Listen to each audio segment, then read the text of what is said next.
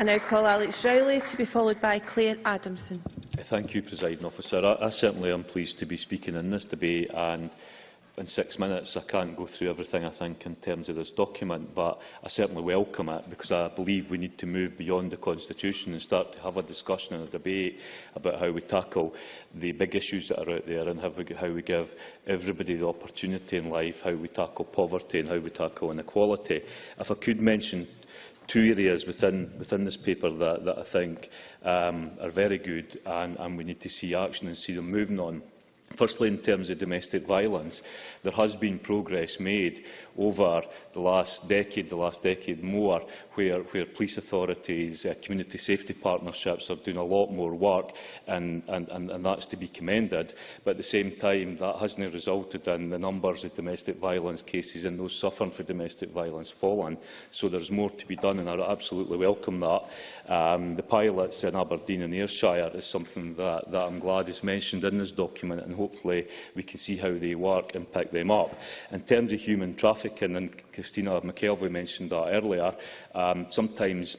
the terminology human trafficking doesn't quite hit. What we're talking about is modern-day slavery.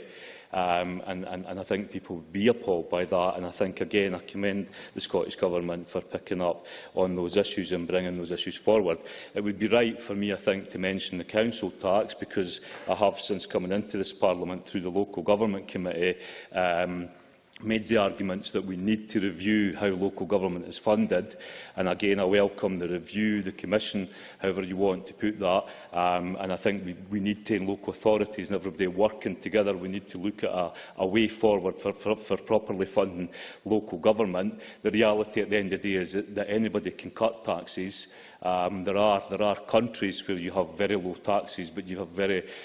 poor public services, and that needs to be addressed. I would say that money in local government, myself in the past as well, in terms of the funding that's there to mitigate the council tax freeze, money us in local government argued that it was our money anyway, and if Mr Swinney was seriously saying that the money that is there that's going in to mitigate the council tax freeze, whilst local authorities would argue it's not enough, if that money was to come out, the problem being that any council who was to raise the council tax, I think in Fife's case, before you even started, you would have to raise £4 or £5 million in order to get past that money itself. Therefore, that money will need to stay with local government, regardless of what the new system of taxation, if there's a new system of taxation to go in, and that's a point perhaps I can take up with the Finance Secretary and the Deputy First Minister at another point. Within the statement yesterday from Nicola Sturgeon, she talked about bed blocking, rightly so. I think Alec Neil's looking a bit more relaxed sitting down there today than perhaps he was last week, the week before, as Health Secretary. And I've always said that regardless of the political colour in this place of the administration, the reality is that health and social care, there are major challenges that are there, regardless who it is that's running the government in Scotland, and we need to be able to face up to those challenges. But I was disappointed yesterday because the First Minister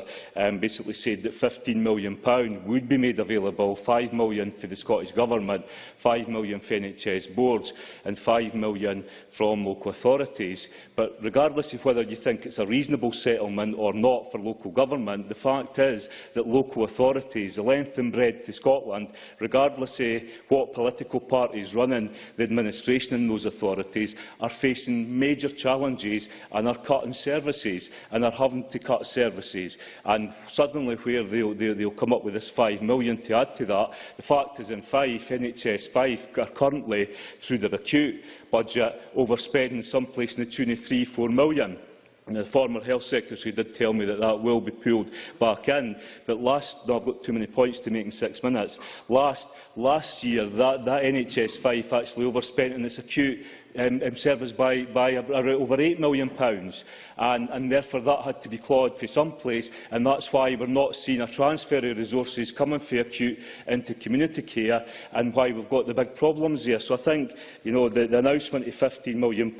but I would want to pick up, Alec Neil said earlier about today talking about the transfers of powers from London to Edinburgh, but we need to go further, and we need to look at the transfer of powers from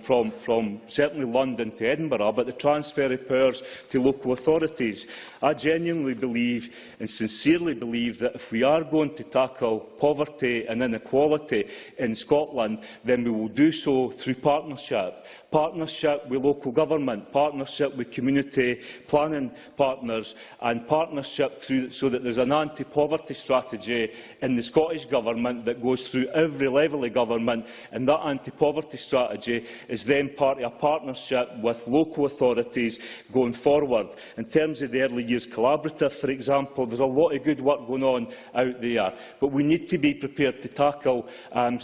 those areas of the highest deprivation and the highest inequality, and it's through partnership with the third sector, partnership with local government. And if you look with some of the local authorities across Scotland, you'll see some excellent work going on, family centres, early intervention, targeting resources so that if we're going to tackle poverty, we need to tackle the causes of poverty. And as I run out of time, if I can just mention in terms of schools and education, I think we've got to be much more ambitious.